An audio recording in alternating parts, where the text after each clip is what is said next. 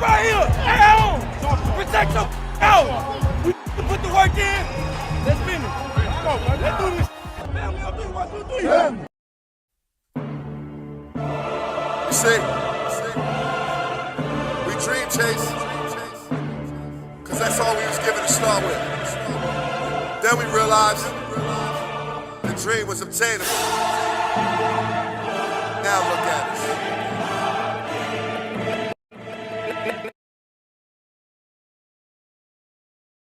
What's going on, Eagles Nation and TMTP family? Welcome back to another episode here on the Main Thing Podcast Presents.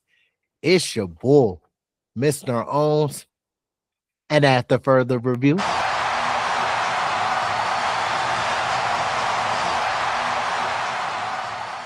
the call stands. I'm still official with no stripes. What's going on? I'm your man, Big Huss, the one you trust, bringing you all your Philadelphia Eagles latest. Hey, this is what January football is all about, ladies and gentlemen. A playoff atmosphere, heavyweight matchup. Look, a chance for our Philadelphia Eagles to step forward and take another Super Bowl run, right? Tomorrow, Sunday, 4:30, 49ers are coming into town. Where playoff football means a little something different, man. Discipline, physicality, execution, it decides your fate. This is a situation where there is no next week. You're one and done, baby.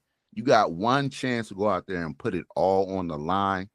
Hey, and lead the rest of fate for real. So today we're breaking down everything you need to know, injuries, game plans, keys, matchups, everything between the gridiron that's going on in tomorrow's matchup, keeping everything the main thing, right? But before we get into that, Mr. Owens wants to holler at you real quick. You already know, Huss, this atmosphere tomorrow is going to be electric. And you know, the Main Thing Podcast Presents is excited, and the whole city of Philadelphia and Bird Gang is excited. But to our loyal supporters, thank you. Y'all know it's all love. The Main Thing Podcast Presents can't happen without the support from y'all. And to our new supporters, welcome to the community and our family. Let's continue to do our part for the community and our family. Please continue to like the videos. It does help with the visibility in the algorithm. Disrespect that comment section. Share and subscribe to the community and our content. And last but not least, you know you don't want to get left behind in the 2026. Make sure to turn on them noties and keep your ears and eyes peeled to the streets like your local neighborhood watch. Wow. So you don't miss when me and Big Huss drop this pressure on y'all. So look, here it is, right? This matchup isn't about narratives. It's about structure versus structure, discipline versus misdirection. It is January football, playoff football. San Francisco, they want rhythm. They want to throw you off your rocker a little bit. Philadelphia, we want chaos, disruption. We want to blow it up.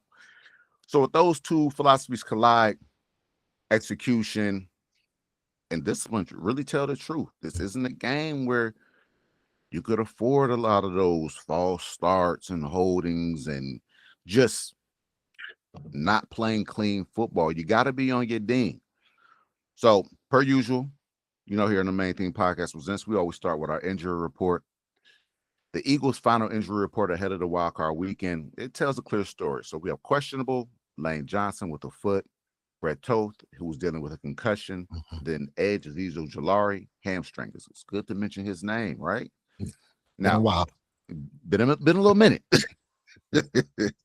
Now, Lane Johnson, he was limited all week. Not ideal, but the expectation around the league is that he's going to try to go. And honestly, it's not even a try. My man is going to go.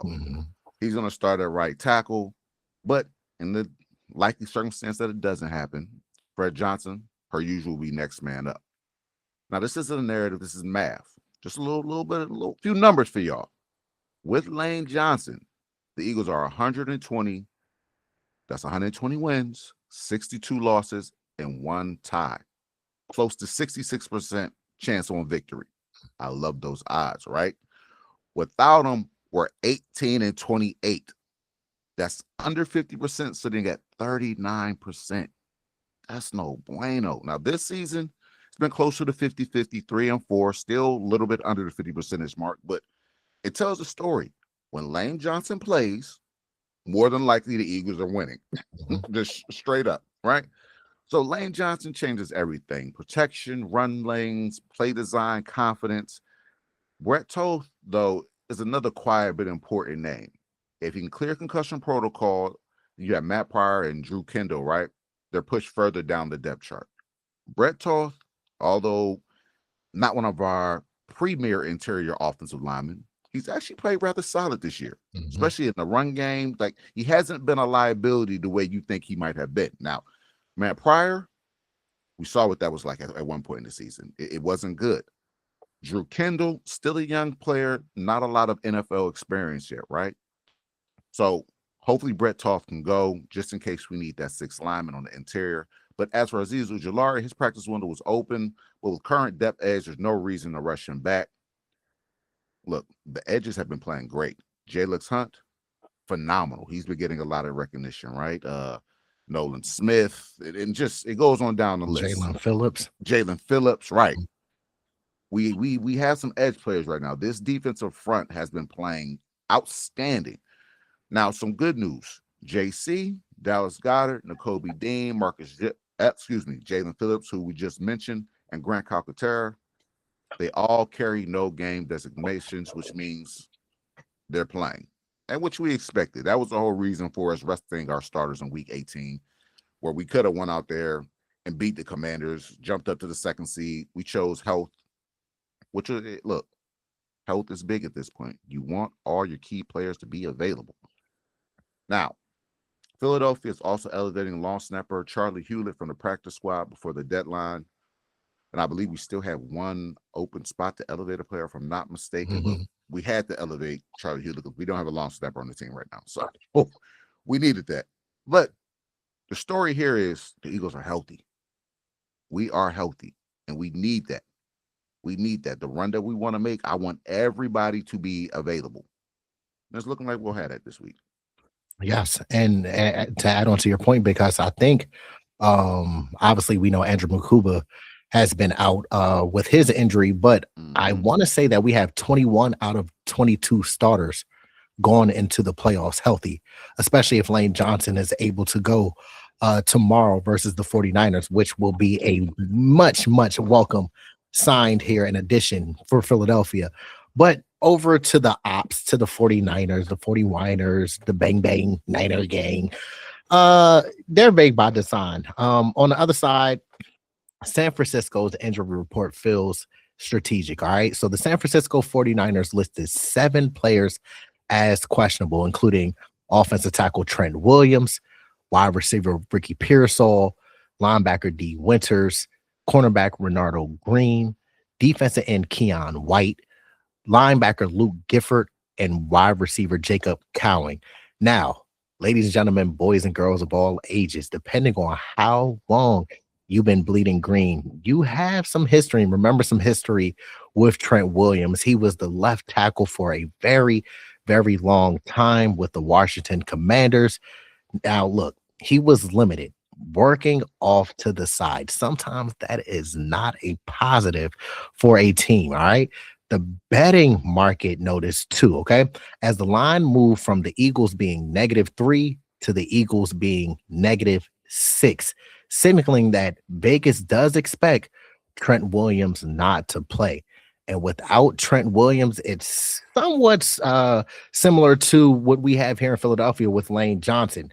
When Trent Williams doesn't play, it equals bad news, all right? San Francisco is 4-13 since he joined when he does not suit up for them. Ricky Pearsall didn't practice all week. Historically, players that don't subtly suit up after that, if he does in fact sit, the passing game leans heavily on tight end George Kittle and running back Christian McCaffrey, all right? The linebacker depth is another concern over with the San Francisco 49ers. They had to sign old head veteran Eric Kendricks and Garrett Wallow. potentially will be starting despite having limited snaps with the 49ers defense this season. Cornerback Renardo Green being added is another red flag for the San Francisco 49ers defense, and especially their secondary, being the fact that he is their number one corner outside of Leamador Lenore. If they don't have Renardo Green, we can look for our offense to have a big day in the passing game. But now, with that being said, the 49ers passing game and what the Eagles must stop. San Francisco's offense still revolves around timing, spacing, condensed formations, and under center play action, especially with Kyle Shanahan coming from Mike Shanahan, who was a longtime coach with the Denver Broncos and also with the Washington Redskins. What did Mike Shanahan love to do? Run the football. He had Clinton Portis. He had Tatum Bell. Who else did Mike Shanahan have? Terrell Davis back in the day in the late 90s. And then they always have a solid tight end. In Denver, they had Shannon Sharp. And then with the Washington Redskins, they had Chris Cooley. So with that being said, they want Brock Purdy throwing within rhythm, all right? In breaker routes, crossing routes, layer concepts that stress the linebackers and safety. So it's going to be important for Zach Billboard Bond, N'Kobe Dean, Reed Blankenship, and Marcus Epps to understand this. They relentlessly attack the middle of the defense, all right? But here is where the matchup tilts. The Eagles have allowed a league low 51.9% completion rate on in breaking routes, the best mark since tracking began. The pressure point, simple, interior disruption, win up the middle. That's where the big boys, JC, JD, Moro Jomo, Byron Young, if he gets some snaps, Ty Robb, they have to win up the middle and put that pressure on Brock Purdy. Purdy is comfortable sliding away from edge pressure, but when defenders collapse the pocket into his lap, throws do lose velocity with Brock Purdy. The timing breaks down and interceptions do show up. He will turn the football over when you put that pressure on him. The 49ers guards have struggled with twist pickups and late movement by the defense. When interiors lanes do compress, Purdy forces throws. That is key. Purdy will force throws, all right? And Vic Fangio lives for that. Disrupt the rhythm just enough, and then the spacing of their routes work against them, and it'll be checkmate for us here in Philadelphia. No, absolutely.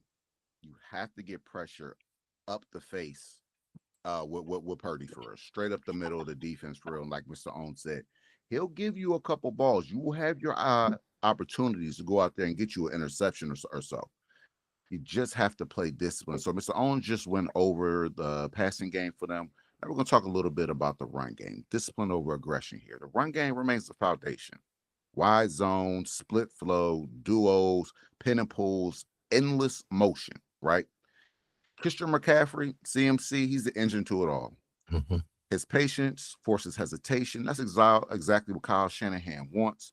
But injuries have reduced their ability to generate consistent displacement this year. If defenders can anchor gaps, spill runs laterally, stay disciplined, the run game just isn't as explosive as it once was. The chess piece to this offense, though, is Kyle Juszczyk.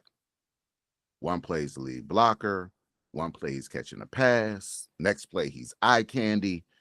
Right, they do a lot of different things with Kyle Juszczyk. He's a unique player, right? That Kyle Shanahan loves to take advantage of.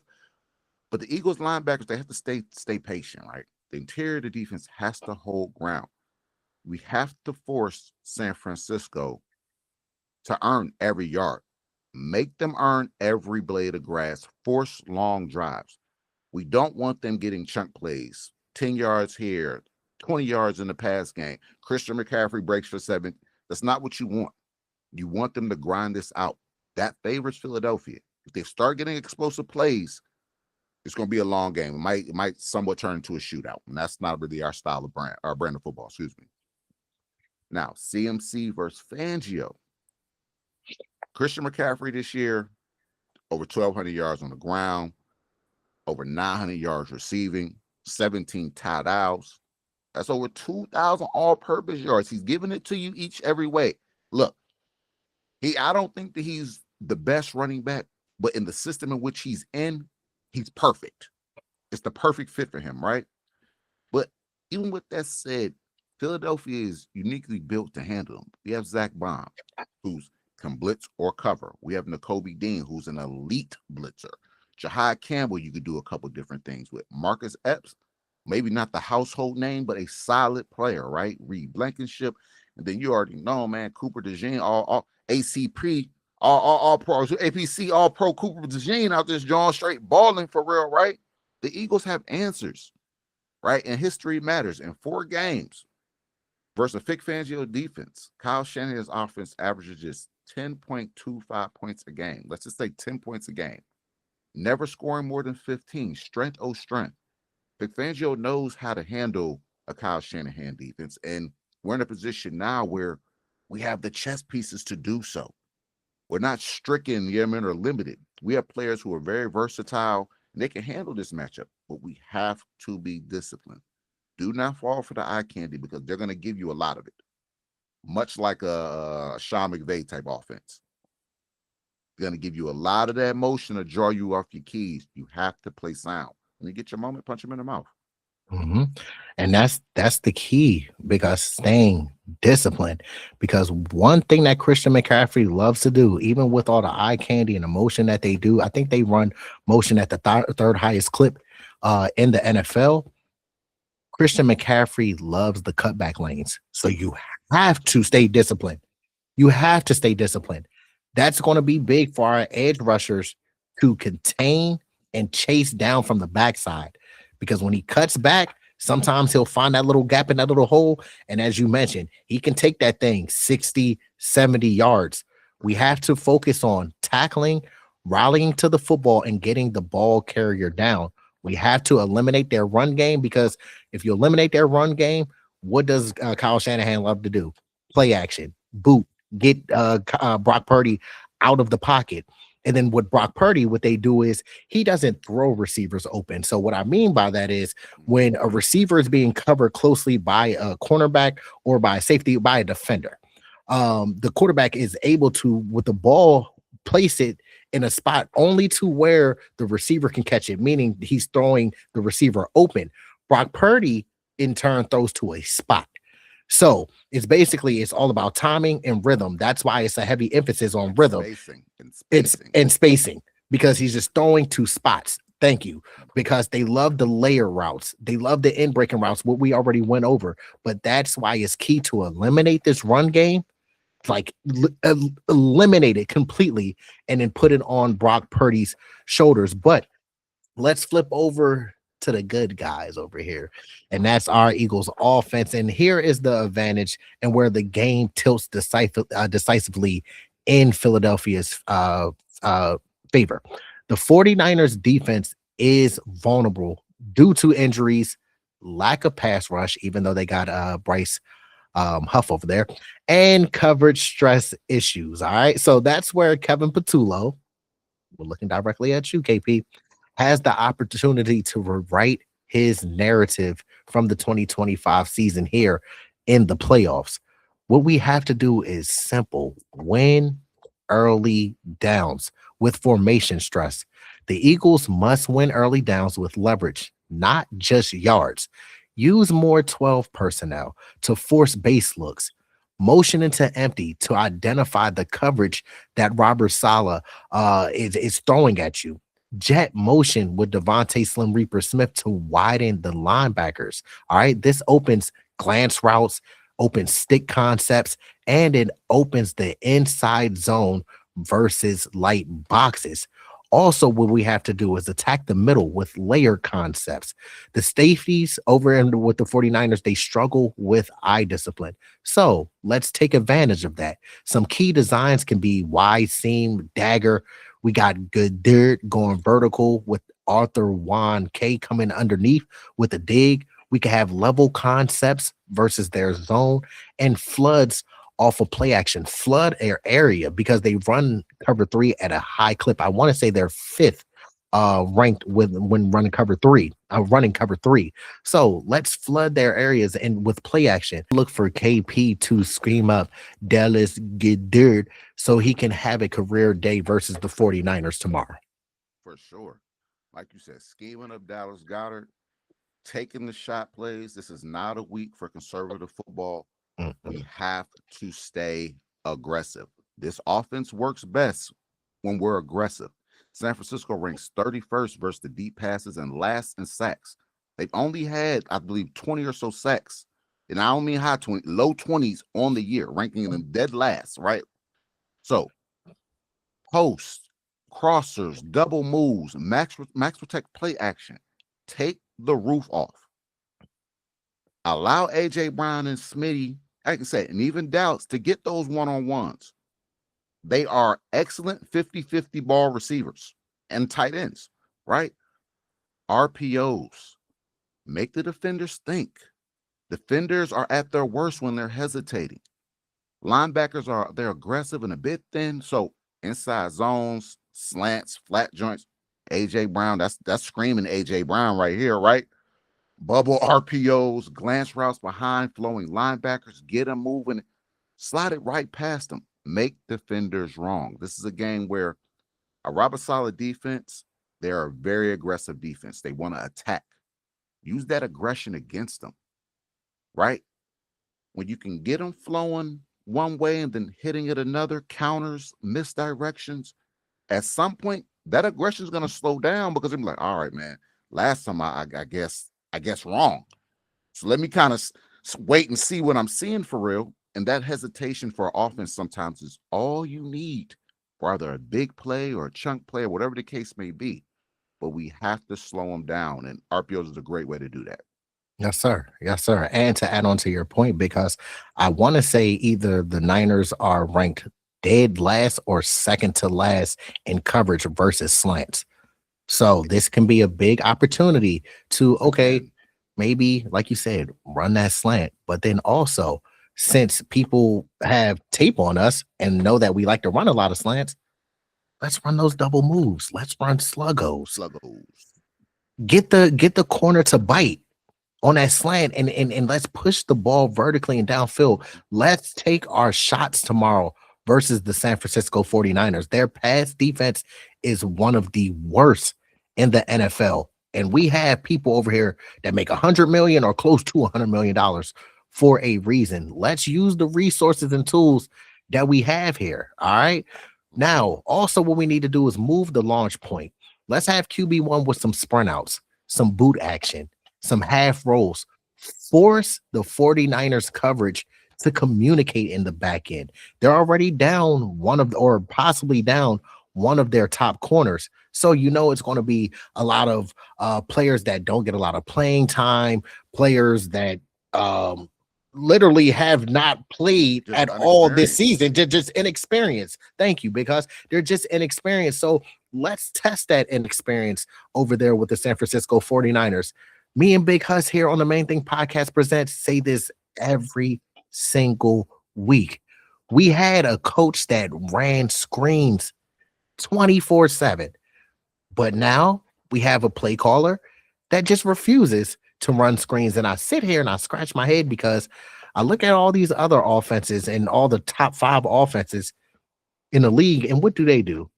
Run screens, whether that be with the running back, whether that be with the tight end. I see that Kevin Patullo tries to be a little creative within running screens with our tight end with Dallas Goedert, but also we have Saquon Barkley back there. We got Tank Bigsby back there that can run screens. Will Shipley.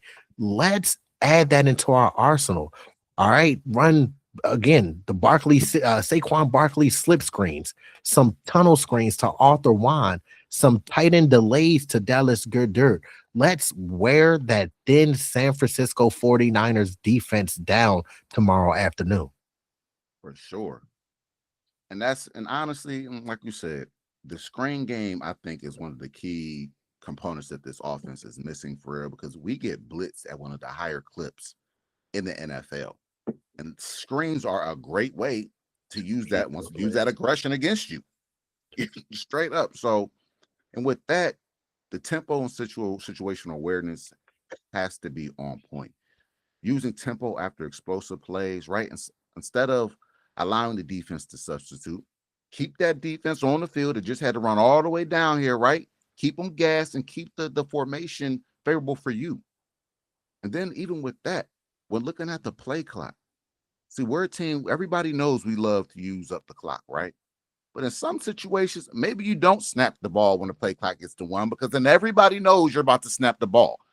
Maybe we snap it at 11 seconds. Maybe we snap it at 17. Let's just kind of switch it up to throw everything off.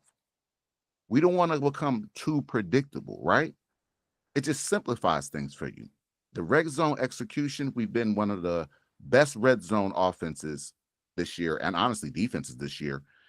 And we have to continue to do that.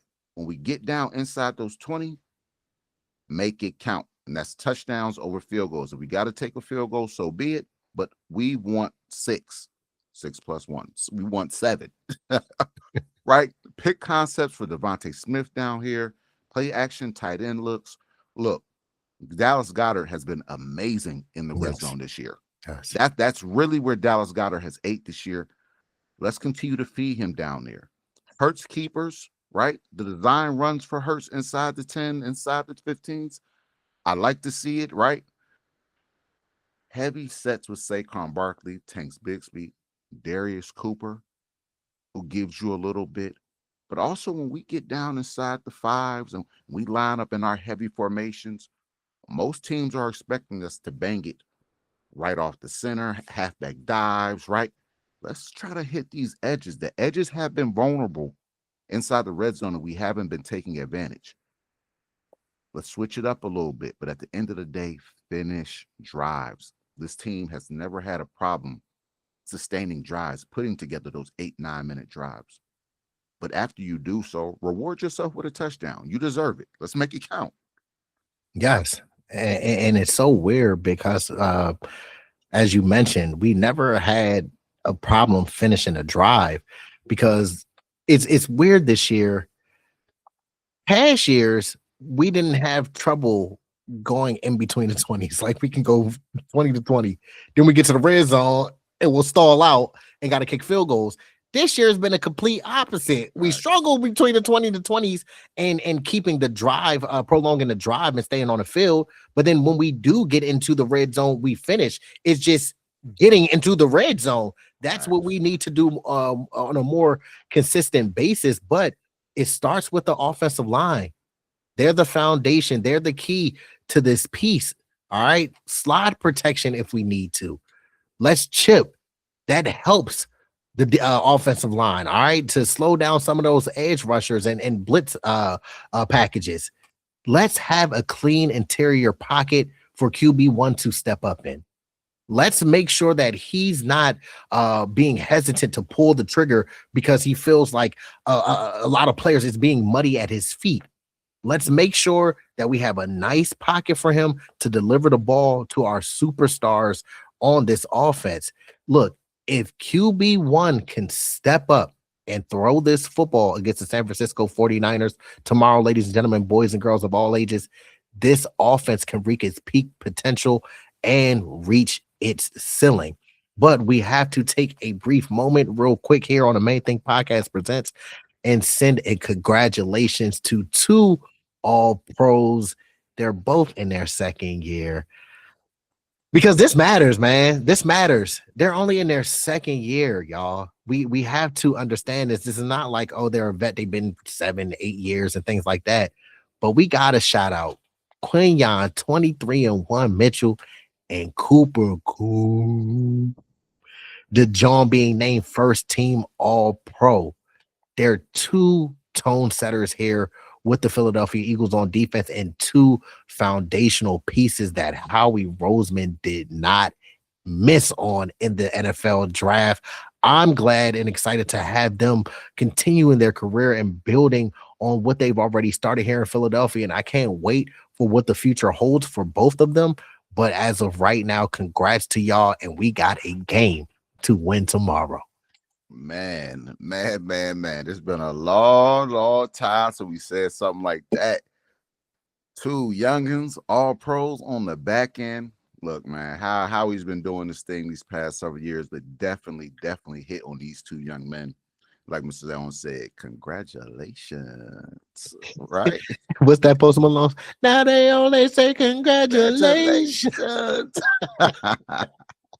Right. So let's talk about some keys to victory real quick. First being, we have to win on early downs. When the offense gets out on the field, we have to keep ourselves out of these second and longs, third and longs. First down, let's try to pick up 3-4 yards. You know what I'm saying? So by the time you get to third down, it's third and manageable, right? The long distance situations is not favorable to this offense. It's really not favorable to many offenses. It's just, it creates a bigger hole for you to have to climb out of. So let's stay ahead of the sticks. Second, protecting the football. Ball security is going to be paramount in this game. Most times when you lose a turnover battle, you lose the game, right? But overall this year, we've been pretty solid this, and let's just continue just to ride that trend. We've had some hiccups, but protecting the ball, whether it be Jalen Hurts, ball carriers, A.J. Brown, whoever, we have to control the ball so that we can control possessions, right? And stay ahead of these sticks. Now, controlling field position. A lot of this goes to special teams, but then even with that, when you get favorable field position, let's make sure we're controlling the clock, TOP, sustaining these drives, right? A lot of that goes into ball security. You can't control the clock and put together these long drives if you're not holding on to the rock, right? So let's control field position. If we're on defense, if you got them in the hole, keep them in the hole. Don't let the 49ers put together these long drives and doing what we want to do, basically using our game plan against us, eating up clock, right?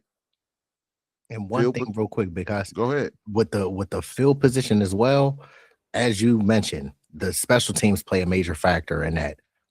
Holding on to the football and not turning the football over play a factor in that. But also, stop getting 3 and outs.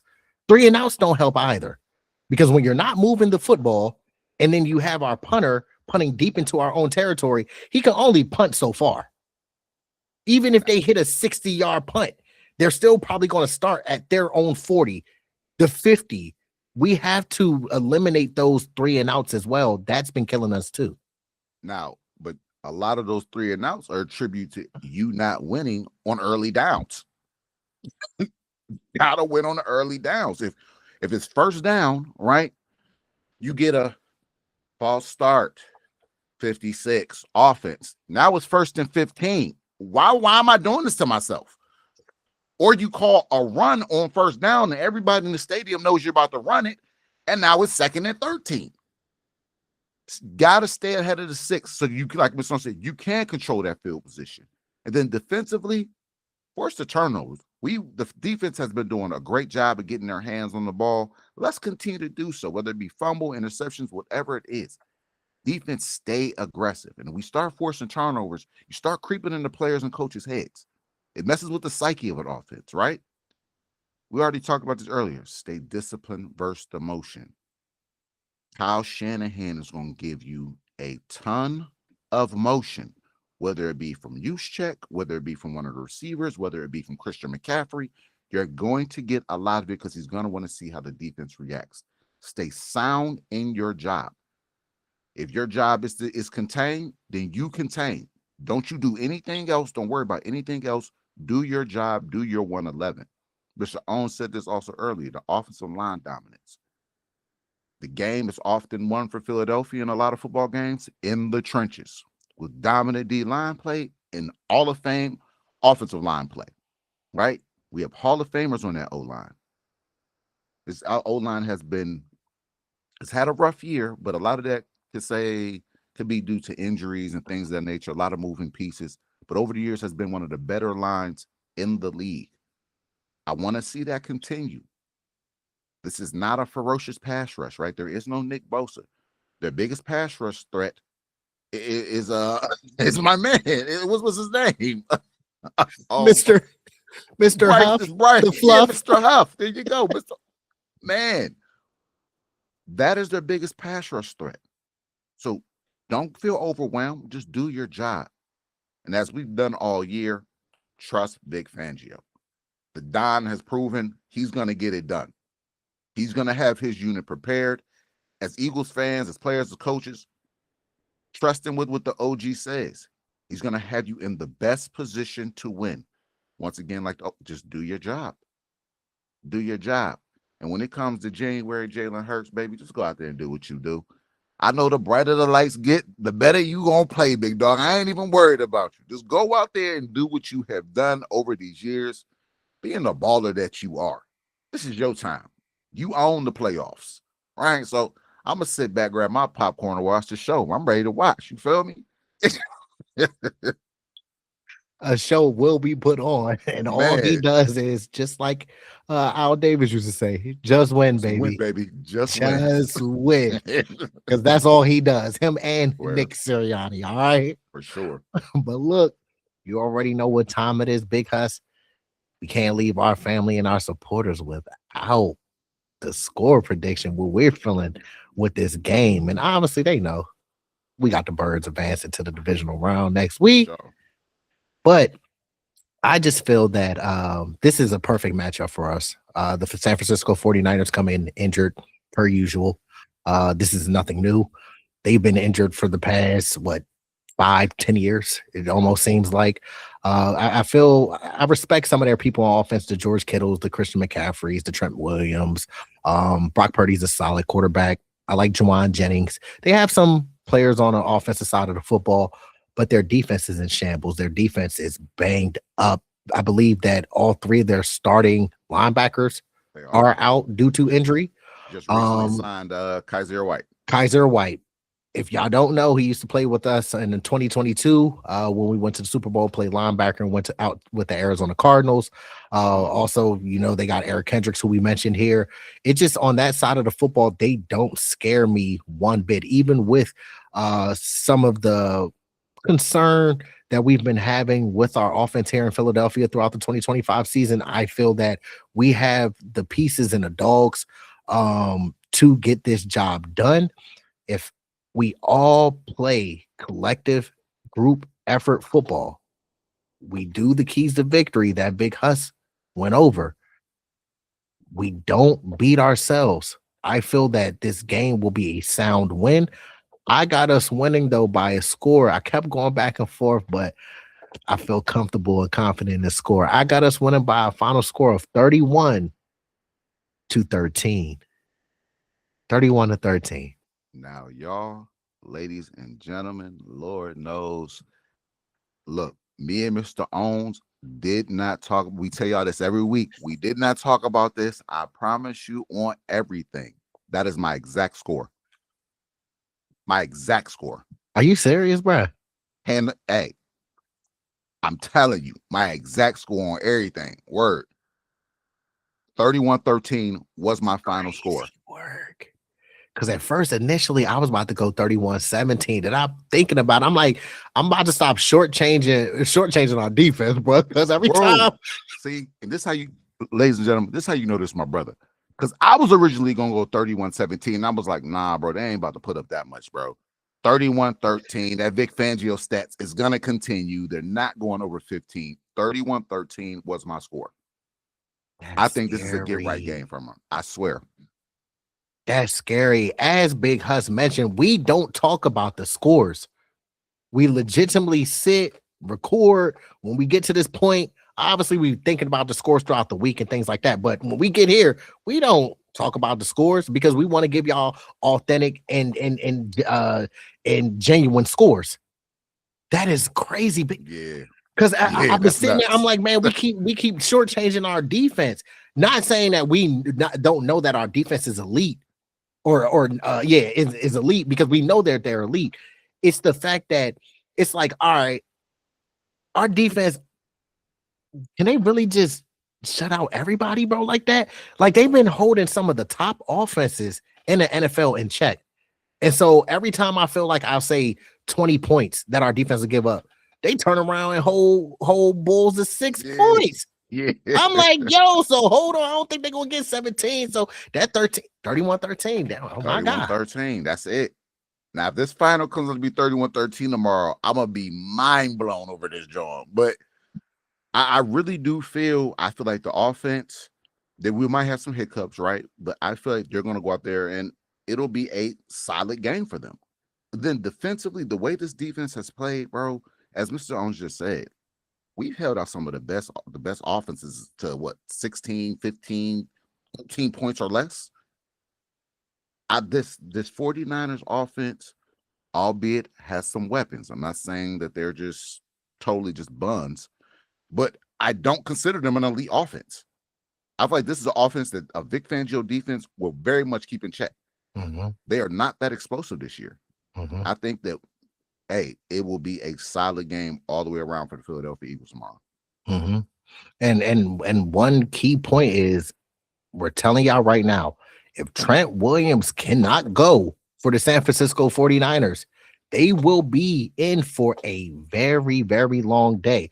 Christian McCaffrey is the engine over there, but also Trent Williams plays a major role to what the offense, to what the San Francisco's 49ers wants to do on offense, man. Because if he can't go, I'm telling you, this game can get out of hand. That's for sure a big loss, especially how this front seven has been playing. But look, this game comes down to, like you said, the availability of Trent Williams, but the availability of Lane Johnson as well, right? Fangio versus Shanahan, that's going to be what you really want to watch tomorrow, right? Then Jalen Hurts in January. Playoff Hurts, he's a beast, y'all, right? San Francisco, as we just said, they're talented, but they're injured, they're thin. They're walking into the building where Jalen Hurts, I don't think, has he ever lost a playoff game? No, I don't think he's lost a playoff game. Not at home. Not at home, right? Not at home. If Lane Johnson plays even at 80%, the Eagles, I'm telling you, will advance. They don't have enough up front, right, to where we should be nervous like that. But paved the lane, he boosted just that much for Philadelphia. This is going to be a great first playoff win for your Eagles tomorrow. So make sure that you tapping in and watching that, John. Right? Going to start this playoff run on the right foot. I can't wait to see it. Come on, bro. It starts tomorrow. We know we take it 1 week at a time, one game at a time. You don't never look too far ahead. But if we get the Eagles that we know and love, this game won't be a game. We only got 4 more, ladies and gentlemen, boys and girls of all ages. We're going to have to take one away tomorrow to make it to 3. But y'all already know we're going to look forward to this game tomorrow. It's going to be an electric atmosphere. We know that our boys are going to come and show up and show out and put on a show for each and every one of us. But y'all already know, to our loyal supporters, thank you, thank you, thank you. Y'all know it's all love. The Main Thing Podcast Presents can't happen without the support from y'all. And to our new supporters, welcome to the community and our family. Let's continue to do our part for the community and our family. Please continue to like the videos. It does help with the visibility in the algorithm. Disrespect that comment section.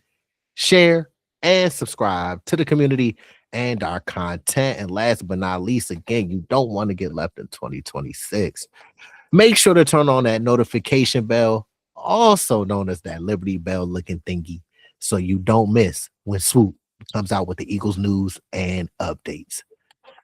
As Mr. Owens said, hey, be sure to tap in with the Main Thing Podcast Presents, man. Be sure to tap in with your birds. Hey, tomorrow at 4:30 at the link. It's on and popping. It's on and popping. You feel me? Look, make sure you are watching, supporting the channel, supporting your child, your birds. I hope you had a great week. We're going to have a great weekend, especially after tomorrow, right? And until next time, if you don't know, I go by Big Huss. And I go by Mr. Owens. And this is the Main Thing Podcast, where we keep the main thing the main thing. This flag was fly till we die. Until next time. Oh, wow.